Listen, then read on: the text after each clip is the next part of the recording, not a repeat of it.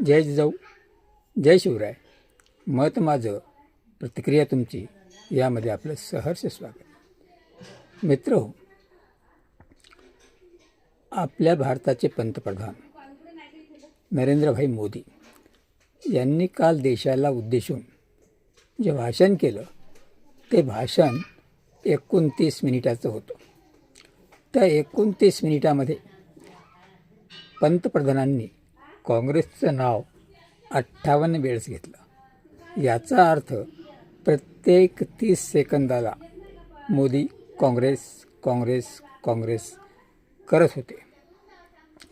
यावरून असं लक्षात येते की काँग्रेसचा जो रोख आहे, काँग्रेसची जी चाल आहे ती सत्याच्या मार्गाने, आणि त्याचाच डर, त्याचीच भीती ही नरेंद्र मोदींना आहे.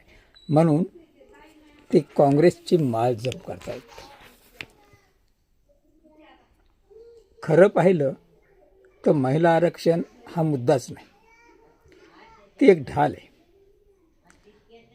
त्या ढालीच्या आडून मोदींना दुसरं काहीतरी साध्य करायचं आहे.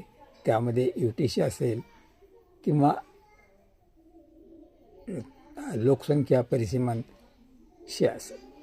दुसरी गोष्ट, त्यांना खासदार वाढवायचे. जर विचार केला तर 21 सप्टेंबर 2023 रोजी निघालेलं महिला आरक्षण नोटिफाईड होण्यासाठी या सरकारला 16 एप्रिल 2026 उजडावी लागते.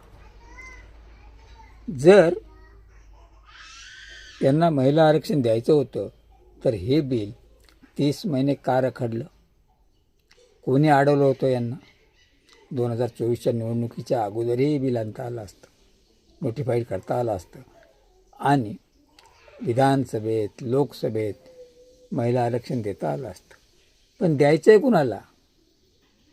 जसं दिसतंय तसं नसतंय, म्हणून जग फसतंय, या उक्तीप्रमाणे नरेंद्र मोदीचं काम आहे. आता एक विचार जर करायचा झाला तर महिला आरक्षणाचा पाया कोणा रचला? तर तो राजीव गांधींनी, ज्यांनी पंचायतीमध्ये, ग्रामपंचायतीमध्ये महिला राज आणलं, आरक्षण आणलं. आजही पंचायत राजच्या अभियानामध्ये 15 लाख महिला त्याचा फायदा घेतात. म्हणजे 33% आरक्षण लागू आहे,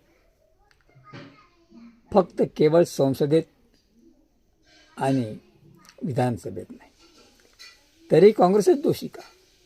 तुम्ही किती वेळ काँग्रेस